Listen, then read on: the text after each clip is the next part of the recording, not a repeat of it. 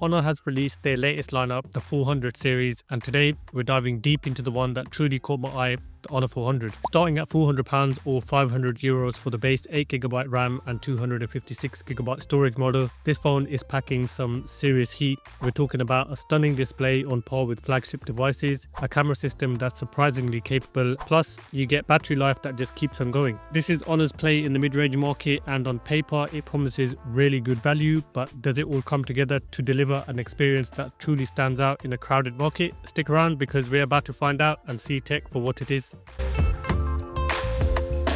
Quick look at the box itself. Honor 400 text in gold on the front, and then around the back we have the new energy sticker, which shows us an A rating for efficiency. We've got a 56-hour 28-minute battery endurance, B for drop rating, B for repairability, 1200 times charge and discharge, and IP65 rating. Pop the lid off here and we have the Honor 400 presented on top. We'll put that to the side for now. We get a USB-C to USB-C charging cable, quick start guide with other paperwork, and a SIM tray ejecting pin. No charger in the box here in the UK, but currently Honor are providing a 66-watt charging brick as a free gift, so if you're quick enough you might get that deal.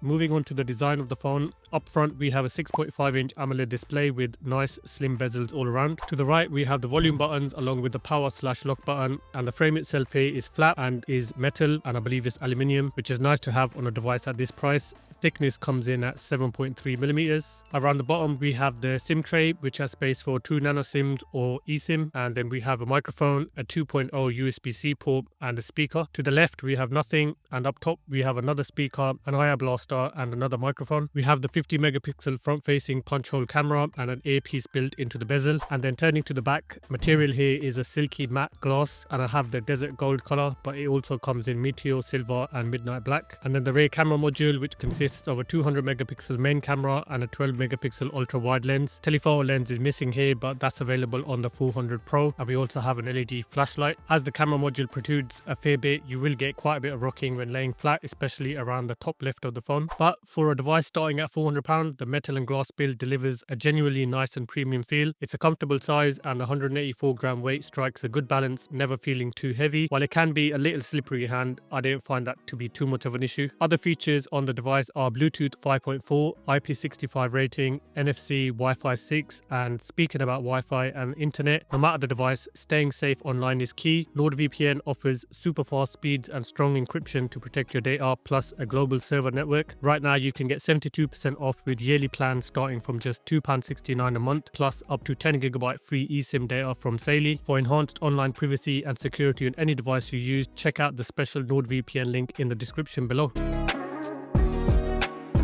Moving on to the display, we have a 6.55-inch AMOLED panel, up to 120Hz refresh rate, 406 ppi, so plenty sharp, DCI P3 wide color gamut, and various other features which we'll cover soon. We have quite thin bezels all around, though I'm not the biggest fan of the corner radius here. They just seem a little odd, but comparing the bezels to other phones at this price range, like the Pixel 9a for example, there's a considerable difference. And yes, I know there's a lot of people out there who don't really care about bezel thickness, but I personally do, as it makes the device look a lot more modern and premium, and it enhances the aesthetics of a device. For brightness, we have a 1.5 nits minimum and 600 nits typical brightness, but up to 5000 nits peak HDR brightness. We have the usual light and dark mode with an auto toggle, font settings with options to choose fonts and text size and boldness. You can adjust the display size. For color mode and temperature, we can pick from normal or vivid and adjust the temperature from the wheel or presets from default, warm or cool. You have ebook mode, which gives the screen a more kind of grey paper-like look. Refresh rate has dynamic, standard, which locks at 60Hz, or high, which locks at 120Hz, and then the option to manage apps that use 120Hz. Video enhancer has super dynamic display, which enhances HD video brightness and contrast with AI, and we have vivid display, which uses AI to enhance video clarity and color, and you can see which apps support each of these features. For the always on display, we have the toggle to tap to show, scheduled, and all day, and you can have full screen or partial screen with different screens to pick from.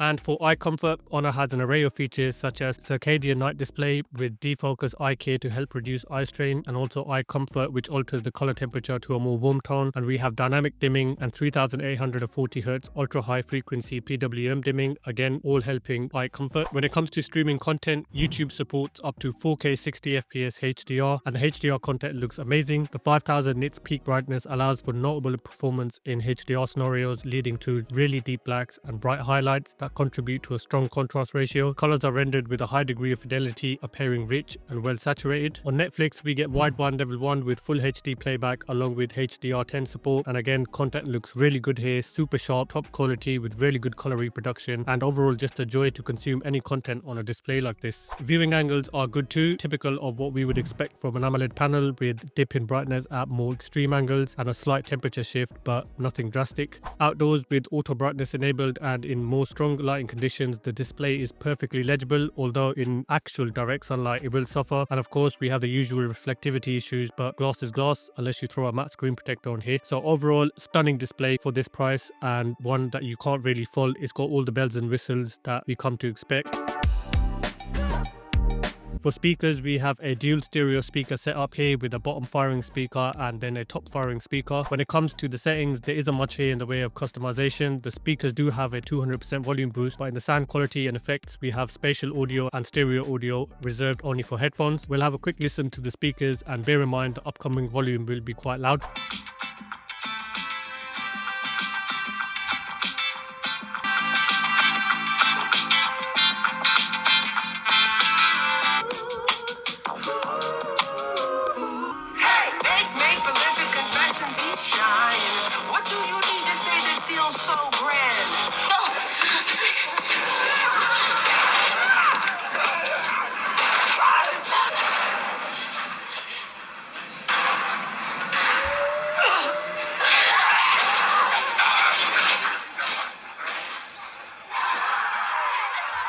Why is it not breaking? It's 4-inch ballistic glass. You'll have to create more momentum.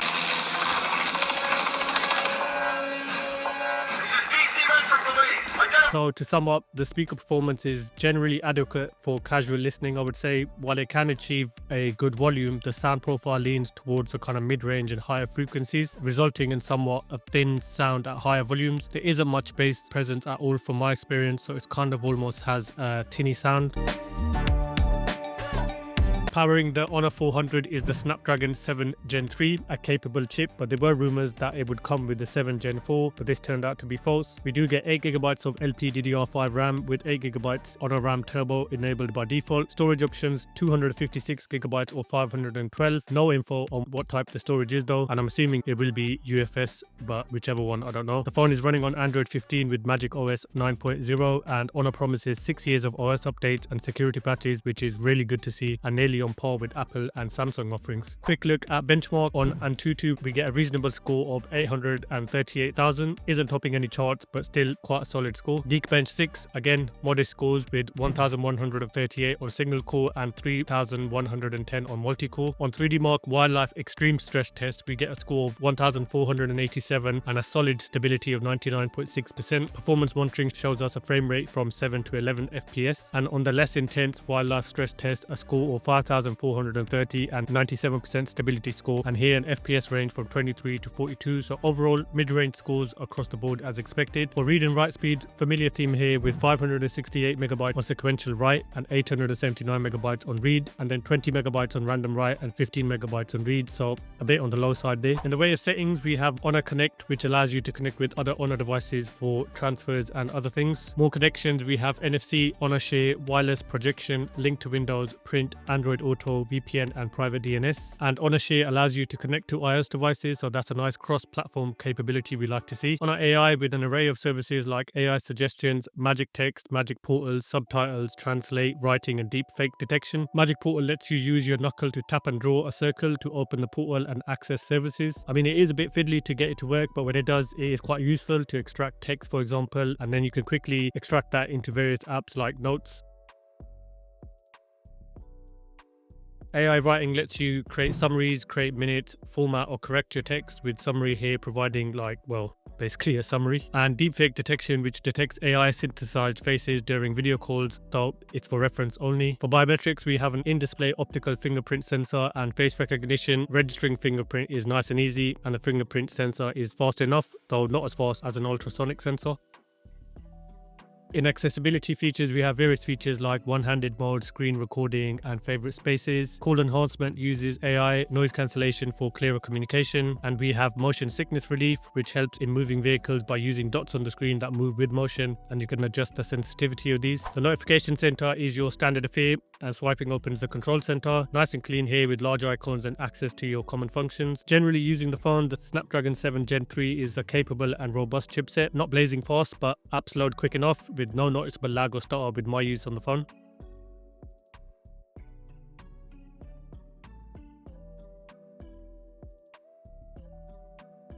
Quick RAM management check, and with those apps everything is still running in the background, but we'll open a more intensive app like Call of Duty Warzone, and we're going back to the previously opened apps. Looks like Chrome is still running, but YouTube had to reload and so did Apple TV, so looks like RAM does get cleared with more heavy apps open. And then you have multi-window support with pop-up windows, and you can have one app open like this at a time, and split screen works fine, as I demonstrate here with Notes and YouTube playing side by side. And of course, AI is now everywhere, so we'll check out the features built into the Gallery app. We have AI erase, and I will erase this lady here. Takes a few seconds to kind of do its thing. And that's actually done quite a good job, to be fair. Not bad at all. I'm quite impressed with that. And if we head over to the Create tab, we have different options like image to video, along with different kind of templates and such. Image to video will generate AI animated videos based on static images, and this uses Google's VO2 AI model to leverage this feature. I will pick this handsome looking fella standing in the street. And then we have aspect ratio options of 9:16 or 16:9, and we can see it says limited time free trial, as this will become a paid feature in the future, I believe. We'll hit start generation, and it takes about a minute or two to generate. And the result, well, you can see for yourself. I am actually quite impressed the way it transforms the image with lifelike motions and actions. So it is a neat feature, I guess, to those who would be interested in something like this. And you can export as an MP4 video or moving photo. Let's try it with this dude holding a bat in the 9:16 format, and it's kind of fun to see what kind of motion it will actually add to the image. But again, done a good job with that one too, I guess. Other features are outpainting, also known as generative fill, and takes a little while. We can see the part that is actually generated looks distorted and blurry. I guess you can use it if you really wanted to. Some useful features here, but for me, I think AI Eraser would probably be the only one that I actually use.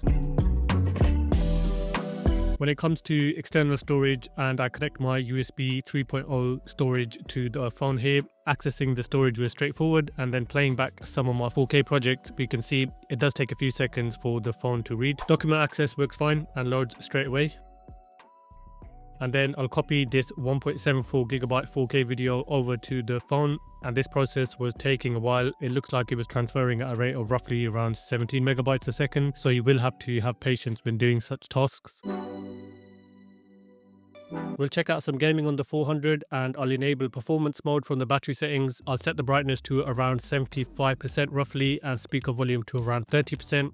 And starting off, we have 72% battery life with the device temperature at 30 degrees. We'll jump into COD Warzone, which unfortunately has been discontinued, so not available to download anymore. In settings, we get medium as the highest for visual quality, and I'll set FPS to uncapped with everything else set to high to kind of push things here. And a quick look at Game Manager with different functions to enhance gameplay. We also have other things like D&D, mistouch prevention, and game filters with different filters you can pick from. And jumping into a mosh pit game, the game seems to be running nice and smooth. Graphics do look really good, even though being medium only. I haven't noticed any lag or stutter, and apologies I didn't display the FPS counter, but the game was running around 30 to 45 FPS, so not very high at all, but still reasonable enough for most people. And then 15 minutes of gaming, the device is warming up quite a bit, with the temperature now reading 44 degrees, and we are down to 66% battery, so losing 6% in that session. resolution. We'll try something a little less intensive with GTA San Andreas, and I'll bump the resolution up to max. And again, the game is running nice and smooth. Highest FPS is going to be 30, which I believe it was hitting no problem. What a classic game this is, I have to say. I was absolutely obsessed with this when it was released all the way back in 2004 on the PS2. And then 31 minutes in, battery is still at 44 degrees and does feel quite warm around the top of the frame and the back. And the battery is down to 61%, so we lost 5% there. We'll turn things up a little and check out Wuthering Waves. And again, I'll set everything to the highest available in graphic settings and target 60 FPS. And with those settings, the game, as usual, looks visually stunning. And again, it's running nice and smooth. FPS here was hitting the high 40s, low 50s, and jumping around quite a bit, so it looks like it did start to struggle, but still doing a good job. If you wanted to hit 60 FPS, then you would have to turn down the graphic quality to medium or low. And then 47 minutes in, and temperature is now reading 48 degrees, so it is getting quite hot. There isn't a dedicated vapor chamber here or anything, so it looks like it's going to get toasty when you're kind of pushing it. We're down to 54% battery, so we lost 7% there. And lastly, we'll check out COD Mobile, and here you can set graphic quality to very high, but this will default the frame rate to very high as well, which I believe is 60 FPS max. And I've turned on most of the other settings, including super resolution, and the game is running nice and smooth. Graphics look really good, and we can see it's managing to hit that 60 FPS fine. We'll switch over to ultra frame rate, which switches the graphic quality to low, and now it's quite a bit smoother than before, although the graphics have taken a hit, but still looks reasonably good. And we can see it's maxing out at 90 FPS, so it wasn't the 120 that I was hoping for. And with those same settings and some assistance from a little person in a battle royale gameplay, it was the same, and again FPS was capping out at 90. The phone was feeling quite hot, so if you're an avid gamer, it might be worthwhile getting an external cooling fan or such to maintain temperatures a bit better. And to conclude, after an hour of back-to-back gameplay, temperature is reading 42 degrees, and we finished with a battery percentage of 52%, so a total loss of 20% of intensive gameplay. But that was pushing it with performance mode and high settings. But overall, it's been an enjoyable experience, though not top of the range gaming, still quite good. When it comes to optics, the Honor 400 has a dual camera setup with a 200 megapixel main lens with OIS and a 12 megapixel ultra wide camera. The front facing camera comes in at 50 megapixels. In the camera app for modes, we have night, portrait, photo, video, pro, and in more we have things like aperture, multi-video, slow-mo, panorama, time-lapse, and others. For video, we have 0.x, ultra-wide, 1x, and 2x, and you also have a bokeh effect which you can adjust using the slider, and also beautify if you want to make yourself look pretty. Max resolution is 4K with aspect ratio options of 21:9 or 16:9, and then all the way down to 720p. 4K supports only 30 FPS, and 60 FPS is accessible with 1080p or lower. In settings, things are quite simple here. For photo, you can pick aspect ratio and enable smart capture. For video, you can adjust the resolution and frame rate and enable efficient video format. And other options we have are like AI photography, grid lines, and the more generic stuff. In photo mode, we have 0.6x ultra wide, 1x, 2x, and 4x, but you can zoom in digitally up to 30x. There's an AI imaging enhancement option and photo profiles like vibrant, authentic, and others. You have your HDR toggle on top, and then other options like watermark ratio and filters on the pop-up menu. Portrait offers 1x, 1.5x, 2x, and 3x, and a bokeh slider too. For the front-facing camera, we have 0.8x and 1x for photo, and the same day for video, and also the same resolution options as the rear camera with 4K 30 FPS max. We'll have a look at some captures I took with the Honor 400, and let me say I was quite impressed, mainly with the main 200 megapixel lens. So just a quick video check, 4K 30. It's quite windy today. This is 0.7 ultra wide. This is 1x. And 2x. Noise reduction is on now, so we'll see if that makes a difference. Coming back to 1x. Stabilization as I'm walking around.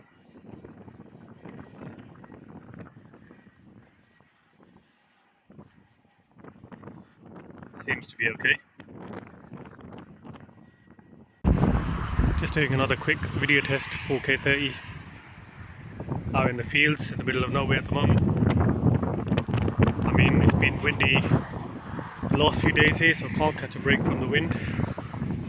I want to test it and see what it sounds like with the wind. If I turn noise reduction on, wind's obviously still blowing, see what that sounds like. Ultra wide, 0.7x. Then jump straight into 2x, back to 1x, and as I tested earlier, stabilization seemed really good.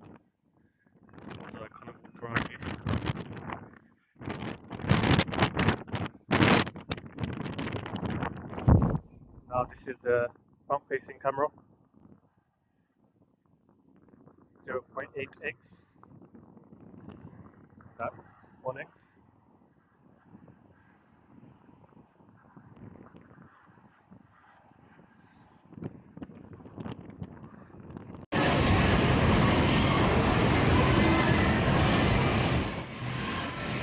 In a really busy environment, checking out noise reduction, how that works.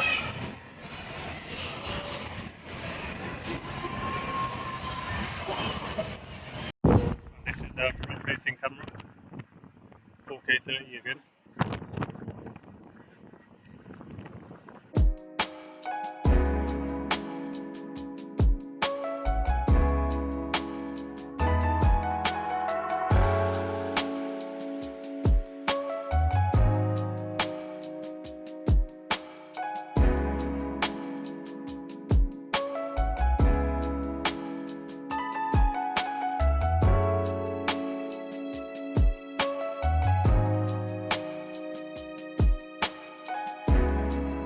Let's talk about the battery. With Honor 400, I've had a really solid experience and it's definitely a strong point of the phone. The Honor 400 packs a 5,300 mAh silicon carbon battery. Honor states a 4-year durable battery and 1200 charge and discharge cycle. There's no wireless charging here and max charging speeds of up to 66 watts, which can get you 44% battery in 15 minutes. In battery settings, we have different modes from performance mode, power saving and ultra power saving. In more battery settings, we have battery health, power consumption alert, and then smart charging or custom charging, and you can limit the max charge down to 70%. You also have safe charging toggle, smart battery capacity, and then we have the battery use graph with screen on time and battery usage by app.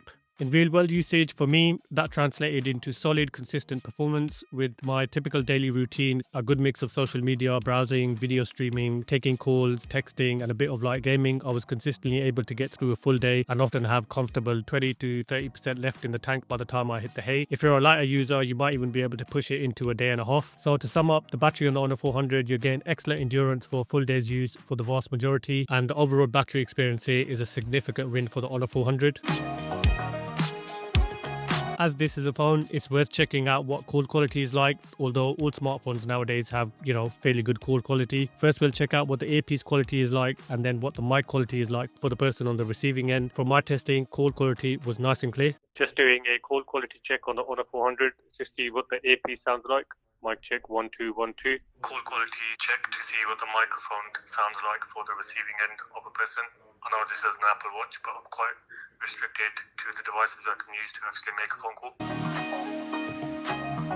So to conclude, where does the Honor 400 stand? It's a compelling device that successfully balances premium features with a sensible price tag. You're getting a stunning display, a capable camera system that punches above its weight, impressive battery life complemented by really fast wired charging, and then the 6 years of software updates and security patches. While it might skip a few bells and whistles here and there, like wireless charging for example, the core experience from the performance and software to the all-important battery is remarkably polished and reliable. If you're in the market for a smartphone that delivers strong performance and endurance without breaking the bank, then the Honor 400 is absolutely worth your strong consideration. That's my review of the Honor 400. Thank you for watching guys, and if you enjoyed, please hit the like button and I will catch you in the next one. Take care.